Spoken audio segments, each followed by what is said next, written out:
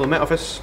They play a vital, if little known, role within the British military, quietly working away behind the scenes, providing aircrew with the forecast they need to safely fly their missions.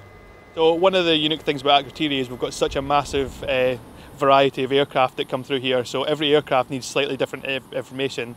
So your Voyagers and things like that go on high level, so we need to know what the winds are at height, if there's going to be any clearer turbulence that could interfere with them. We've also got the helicopter operations that go on at here with 84 Squadron, so they're more interested in below 10,000 foot and any winds around the mountains and the pressure and temperatures that could affect them as well. 20k is probably alright for the start of the period. But Here at RAF Akrotiri, as they do at bases around the world, half a dozen Met Office forecasters work around the clock to provide that information. In here they analyse data gathered by satellites and from sites across the region, providing hourly updates to aircrew and forecasts for the military community here in Cyprus. Alongside technology, they also use some traditional methods to analyse what the weather has in store. This being Cyprus though, the rain gauge tends to be a little empty most of the year.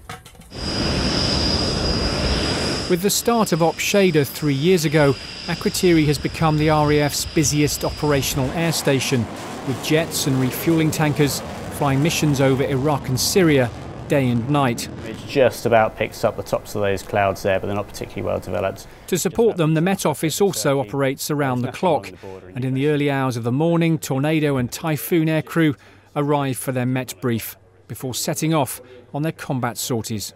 Yeah, so the shader is quite a lot of our workload now. So they're interested in the weather here and the conditions that are going to affect them when they take off, when they come back into land here, but also the conditions out over theatre as well. So things like whether there's going to be any thunderstorms, the wind directions, what the visibility is going to be like, and anything that's kind of pertinent to their operations there.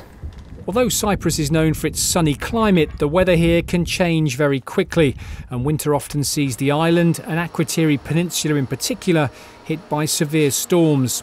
On a cliff top above the airfield, the Met Office has its own weather radar, designed to detect rain and storms over Cyprus.